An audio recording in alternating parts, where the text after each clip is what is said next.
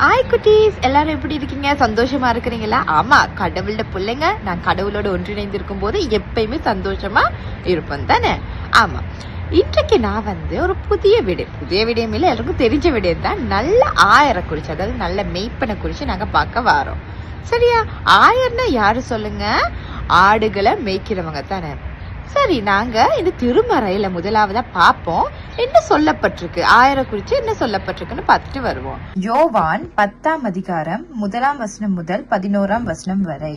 யோவான் 10ஆம் அதிகாரம் 1ஆம் வசனம் முதல் 11ஆம் வசனம் வரை.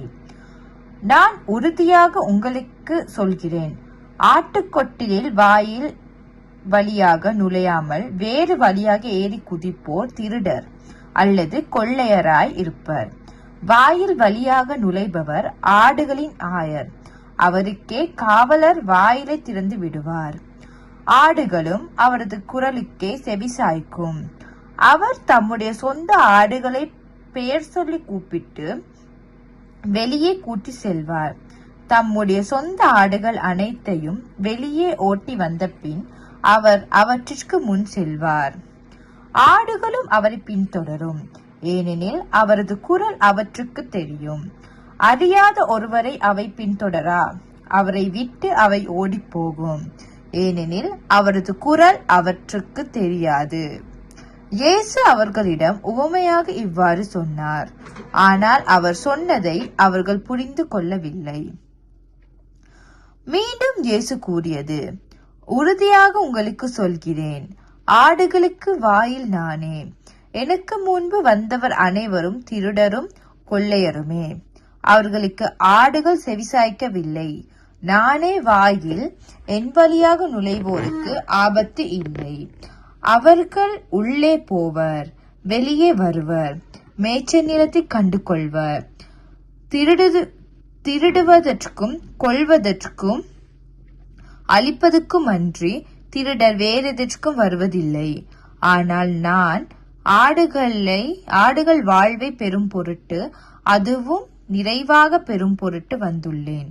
நல்ல ஆயன் நானே. நல்ல ஆயர் ஆடுகளுக்காக தம் உயிரை கொடுப்பார். என்ன குட்டீஸ், எல்லாரும் இந்த திருவார்த்தை கேட்டீங்களா? இல்ல என்ன சொல்லப்பட்டிருக்கு? ஒரு நல்ல ஆயர்னா எப்படி இருக்கணும், இல்லாட்டி அந்த ஆடுகள் பாருங்க இந்த ஆயரை பத்தி தெரிஞ்சு கொண்டிருக்கு தானே. பாருங்க, அவங்க 2 பேருக்குள்ள இருக்க ஒரு ஒற்றுமையை பாருங்க குட்டீஸ். ஆயர் எப்பயுமே அந்த முன்னுக்கு கேட்டால, அதாவது அந்த உள்ளுக்க வார வழியால தான் வருவாரு. அதே கல்வன்னு அந்த வழி இல்லாம வேற வழியில வருவாங்க தானே.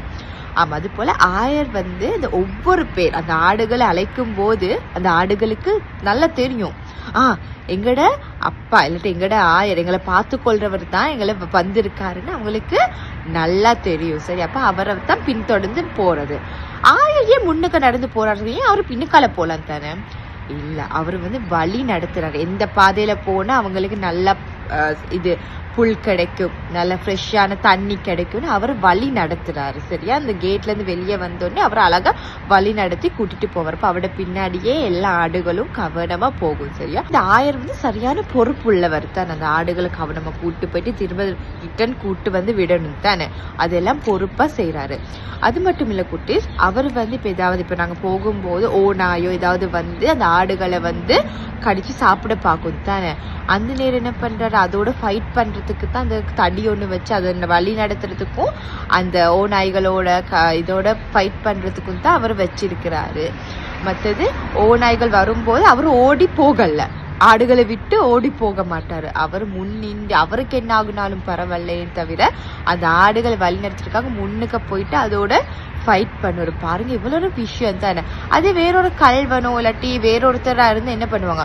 அப்பா எந்த உயிரை காப்பாத்திக்கொள்ள ஓடிடுவாரு தானே. இல்ல, ஆயர்கள் அப்படி இல்லை. அவங்க அவங்களுக்கு எல்லாமே தெரியும், எப்படி நான் இந்த இதை பார்த்து கொள்ளணும். பாருங்க, நாங்க காணாமற் போன ஆடை பத்தி பார்த்திருக்கோம் தானே. உங்களுக்கு அந்த கதை தெரியும்னு நினைக்கிறேன். பாருங்க, 100 ஆடுகள் வச்சிருந்தாரு. அதுல ஒரு ஆடு காணாம போனோடனே சரி ஒண்ணு தானே காணாம போயிட்டு அப்படின்னு இருந்தாரா? இல்ல, அந்த ஆயர் இந்த ஆடுகளை கவனமா வச்சுட்டு அந்த ஒரு ஆடை தேடி போறாரு தானே. போயிட்டு அந்த ஆடை வந்து கண்டுபிடிச்சு அவ்வளவு சந்தோஷத்தோட கொண்டு வராரு பாருங்க. அது மாதிரிதான் எங்கட வாழ்க்கையும் குட்டீஸ்.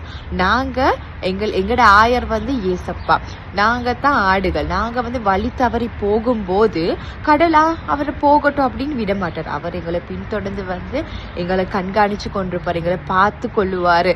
திரும்ப என் பிள்ளை எப்ப என்கிட்ட வரும்னு அவரு பார்த்து கொண்டே இருப்பார். அது போல எங்களுக்கு ஏதாவது பிரச்சனை வரும்போது அவர் வந்து அந்த பிரச்சனைகள் தீர்த்து அவரோட எங்களை இணைச்சு கொள்ளுவாரு. சரியா குட்டீஸ்? இதே போல குட்டீஸ், நான் சொன்னேன் தானே, ஆடுகள் வந்து அந்த ஆயோட குரலை மட்டும் கேட்கும், அது அவரோட பின்னாடி போகணும். இது வேற யார் சரி கூப்பிட்டு அதுக்கு செவி மடக்க மாட்டாது. அது மாதிரிதான் குட்டீஸ். எங்களுக்கும் நிறைய பேர் வந்து நிறைய விதத்துல வந்து எங்களுக்கு ஹெல்ப் பண்றனோ, இல்லாட்டி எங்களுக்கு வந்து நல்லது செய்ய போறனோ, இல்ல நல்லது சொல்லி தர்றேன்னு நிறைய பேர் சொல்லலாம். ஆனா அது சரியா பிழையான்னு நாங்க யோசிக்கணும். அது போல நாங்க ப்ரே பண்ணி கேட்டுக்கொள்ளணும் கடவுள்கிட்ட. அவர்கிட்ட கேட்கும் போது அவர் எங்களுக்கு சரியான விடயங்களை சொல்லி தருவாரு. அப்ப அதுக்கு நாங்க என்ன பண்ணணும்? அவரோட குரலை நாங்க கேட்கணும். நாங்க என்ன பண்ணணும்? இந்த நாளும் நாங்க ஜெபம் பண்ணணும். அது போல நாங்க வேதாகமம் திருமறை வாசிக்கணும். அப்படி வாசிச்சாதான் குட்டீஸ் அவரோட குரல் வந்து எங்களுக்கு கேட்கும்.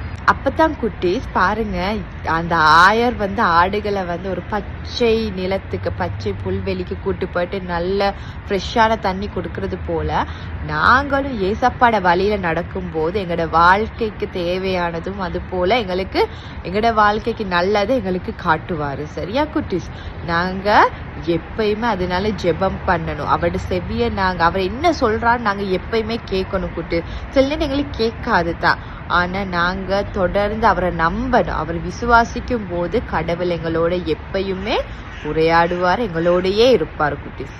நாங்க இயேசுட பிள்ளையா இருக்கும் போது, கடவுளோட பிள்ளைகளா இருக்கும் போது அவரை போல நாங்களும் இருந்து நாங்க மற்றவர்களுக்கு ஆயரா இருக்கணும். அதாவது நாங்க வந்து இப்ப நாங்க கடவுள் எங்களை வழி நடத்துறாரு தானே, அது போல இப்ப மற்றவர்கள், எங்களோட நண்பர்கள், எங்களோட சகோதர சகோதரிகள், எங்களோட அம்மா அப்பா, இல்லாட்டி எங்களோட டீச்சர், இல்லாட்டி எங்களுக்கு தெரிஞ்சவங்க யார் சரி இருந்தா நாங்க வந்து அவங்க தவறான வழியில போறாங்களோ, இல்லாட்டி அவங்க வந்து கடவுளுக்குள்ள இல்லைன்னா நாங்க அவங்களுக்கு சொல்லி கொடுத்து அவங்களுக்கு நாங்க ஒரு முன்மாதிரியா இருக்கலாம். இயேசு பாருங்க, அவரோட வாழ்க்கையில எங்களுக்கு நிறைய காரியங்களை கற்றுக் கொடுத்தது போல நாங்க அவரோட பிள்ளைங்களை அவரோட அன்பா இருக்கிறத நாங்க மற்றவர்களுக்கு காட்டணும் தான், நாங்க வெளிக்காட்டணும். அவங்களுக்கு ஒரு ரோல் மாடலா இருந்து நாங்க அது போல அவங்கள வழி நடத்தணும். அவங்களுக்கு எந்தெந்த காரியங்கள் நாங்க சொல்லி கொடுக்கலாம். நாங்க சரி எங்களுக்கு திருமறை 2 இருந்தா நாங்க அவங்களுக்கு 1 கொடுக்கலாம். இல்லாட்டி எங்ககிட்ட ஸ்டோரி புக்ஸ், குட்டி குட்டி புக்ஸ் அப்படி இருந்தா நாங்க படிச்சிருந்தா நாங்க மற்றவர்களுக்கு கொடுத்து நீங்க வாசிக்க கொடுக்கலாம் அவங்களுக்கு. அப்ப அவங்களுக்கு அது வாசிப்பும் அவங்களுக்கு பழகும். அது போல கடவுளை பத்தியும் அவங்க தெரிஞ்சு கொள்ளுவாங்க. அது போல நீங்களும் நிறைய காரியங்கள் நீங்க அக்கட வீடியோஸ்ல நீங்க பாக்குறீங்க தானே, அது போல நிறைய ஸ்டோரிஸ் நீங்க அவங்களோட ஷேர் பண்ணலாம், அவங்களோட கதைக்கலாம் கடவுளை பத்தி தானே. நாங்க நேரம் இருக்க நேரம் நாங்க வேற என்னென்னதோ கதைக்கலாம். அப்படி இல்லை குட்டீஸ், நாங்க அந்த ஃப்ரெண்ட்ஸோட நாங்க கடவுள், நீங்க சின்ன பிள்ளைங்க தான், நாங்க நினைக்கல நான் சின்ன பிள்ளை நான் இப்படி நான் செய்வேன் இல்ல குட்டீஸ். பாருங்க, திருமறையில கூட சொல்லப்பட்டிருக்கு, சிறு பிள்ளைகளை என்னிடத்தில் வரவிடுங்கள், அவங்களை தடை பண்ண கூடாது, ஏன்னா பரலோக ராஜ்யம் உங்களுடையது. சரியா? அப்ப நீங்க தான் இந்த உலகத்தை மாற்ற போறவங்க. சரியா? கடவுள் உங்க மூலம் தான் இந்த உலகத்துல நிறைய காரியங்களை செய்ய போறாரு. ஓகே குட்டீஸ், இங்க பாருங்க, அக்கா ஒரு கைவேலன்னு செஞ்சிருக்கேன், நல்லா இருக்கா? நீங்களும் ஏசப்பா போல அவர் ஒரு நல்ல ஆயர், அது போல அவரோட பிள்ளைங்க நாங்களும் மற்றவர்களுக்கு ஒரு நல்ல ஆயரா இருக்கணும். ஓகே, இன்னொரு புதிய வீடியோத்தோட அக்கா உங்களை சந்திக்க வரேன். பாய்.